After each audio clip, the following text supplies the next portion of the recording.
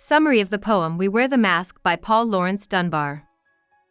Paul Laurence Dunbar's poem We Wear the Mask explores the pain of hiding true emotions behind a false appearance. It reflects the experiences of African Americans in the late 19th century who, despite suffering from racial injustice, were forced to conceal their anger and sorrow and present a calm, smiling face to the world. The mask represents the false front people wear to protect themselves from judgment, discrimination, or vulnerability. By wearing it, they hide their real feelings of pain, fear, and frustration while pretending to be content. Dunbar powerfully captures the emotional conflict of having to pretend in order to survive in a society that refuses to acknowledge their humanity. The poem expresses a deep sense of suffering and endurance. The line "with torn and bleeding hearts we smile" shows how the people endure pain but continue to appear cheerful. The repetition of the phrase "we wear the mask" emphasizes how constant and necessary this act of hiding has become. It is not just a temporary disguise but a permanent part of life in a world filled with deceit and oppression. Dunbar uses the phrase human guile to suggest that this pretending is not limited to one group, it is part of human nature, but for African Americans of his time, it carries special weight because it was a matter of survival. In the poem, the speaker questions why the world should see their tears and suffering when it prefers the illusion of happiness. Why should the world be overwise in counting all our tears and sighs, suggests that showing the truth would not bring sympathy or change. Instead, it might invite more pain or misunderstanding. So, the mask becomes both a shield and a burden. It protects, yet it also deepens the suffering because the truth remains hidden. The final stanza adds a spiritual tone. "O great Christ, our cries to thee from tortured souls arise." This appeal to Christ suggests that only God truly understands their pain. Though they smile and sing outwardly, their souls are tired and the journey is hard, the clay is vile beneath our feet, and long the mile. Still, they allow the world to dream otherwise, choosing to hide their suffering to maintain dignity and survive. Structurally, the poem consists of 3 stanzas with irregular line lengths but a controlled and musical rhythm.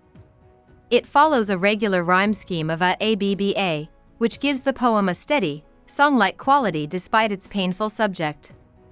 The rhythm is smooth and flowing, helping to mirror the outward calmness of the mask, while the emotion beneath the surface is intense and turbulent. Dunbar's use of iambic tetrameter and iambic trimeter alternately creates a sense of balance and musicality, showing the contrast between what is shown and what is felt.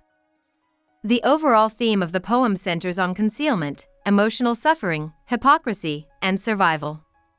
It reflects how people, especially oppressed groups, must often hide their true selves to protect their dignity and peace of mind. Dunbar captures both the strength and sadness of those who continue to smile through pain.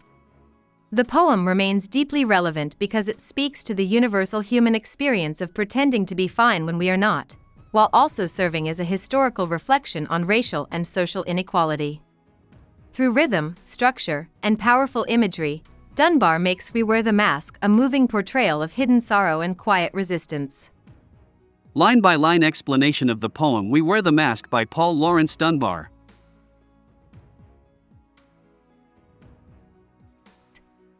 The speaker begins by introducing the idea of a mask that grins and lies. This mask symbolizes the false face people present to the world, a smiling expression that hides their pain, sorrow, or anger. The word lies suggests dishonesty, but it is a necessary kind of deception. People wear this mask to survive in a cruel, judgmental world that doesn't want to see their suffering. The grin represents forced happiness, while beneath it lies deep emotional truth and pain. Line 2, "It hides our cheeks and shades our eyes." This line describes how completely the mask conceals one's true emotions. The cheeks and eyes are the most expressive parts of a person's face. They reveal feelings like sadness, fear, and joy. By covering them, the mask ensures that no one can see what the wearer is really experiencing. The phrase "shades our eyes" also suggests darkness and secrecy, implying that the inner self remains hidden and protected from the harsh gaze of others. Line 3, "This debt we pay to human guile." Here, Dunbar explains why people wear the mask. It is a kind of debt, something they owe or must pay, because of human guile, meaning human deceit and cunning.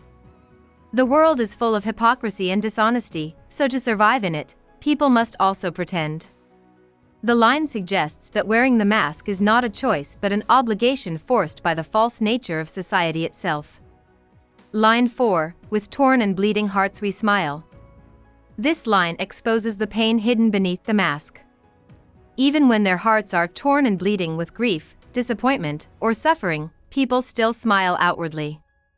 The contrast between physical pain and the act of smiling highlights the emotional strength and endurance required to keep pretending.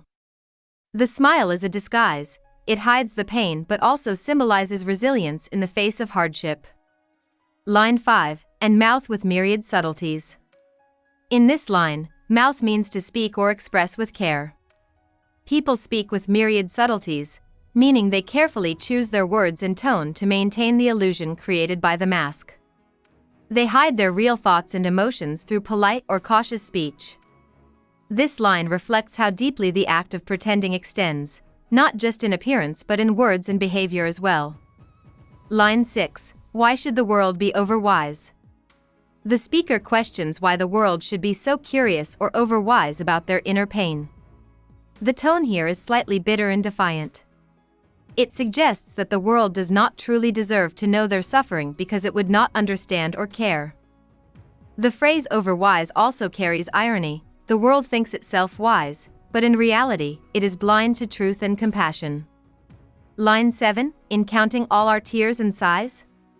This line continues the question from the previous one. The speaker wonders why others should keep track of their pain, their tears and sighs. It reflects frustration at a society that might notice sorrow but does nothing to change it. Instead of offering comfort, the world merely observes.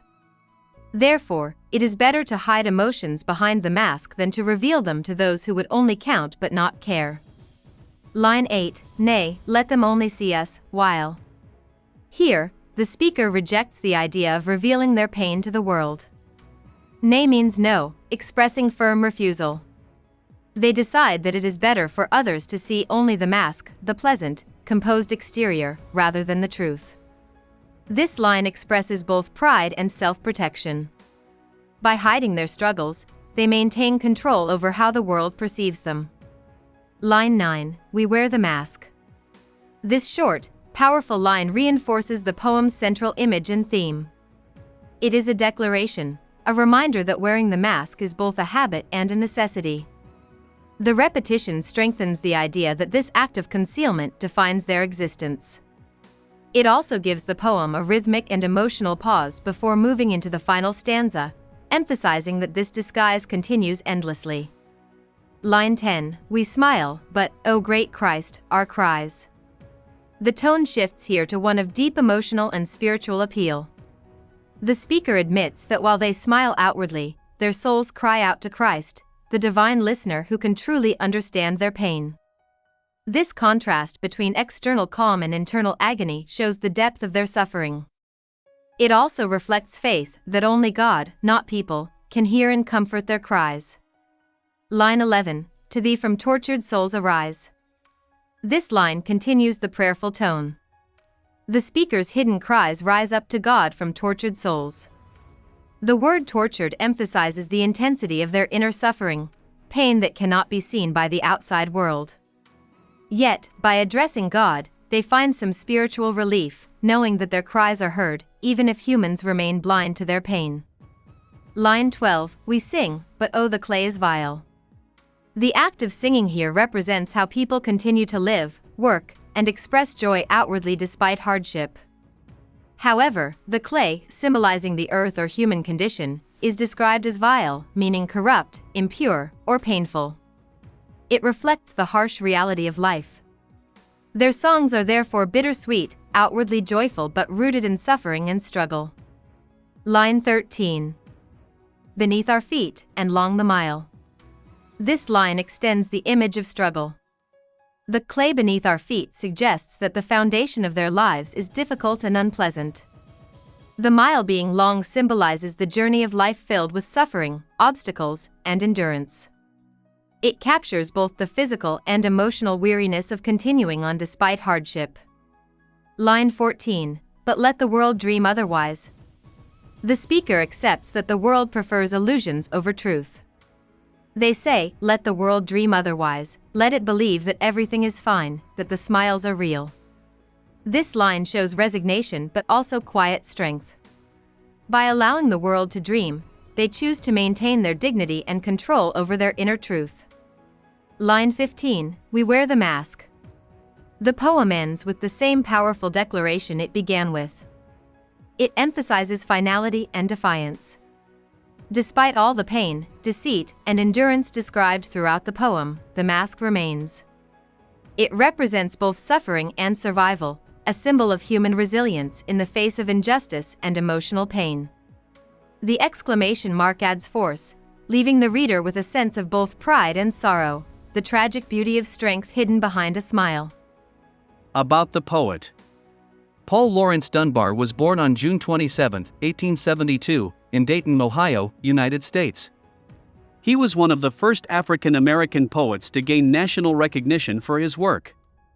The son of formerly enslaved parents, Dunbar showed an early love for literature and began writing poetry at a young age.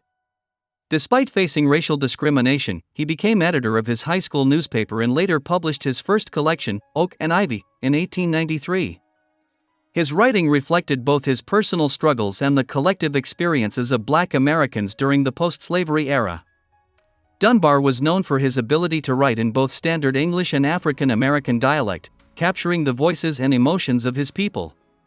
His poems often explored themes of identity, pain, endurance, and hidden sorrow, as seen in We Wear the Mask. He passed away from tuberculosis at the young age of 33, on February 9, 1906, leaving behind a lasting literary legacy. Hope we summarized it fully and you liked it. Please hit the like button and subscribe to our channel so that we are motivated to create more videos.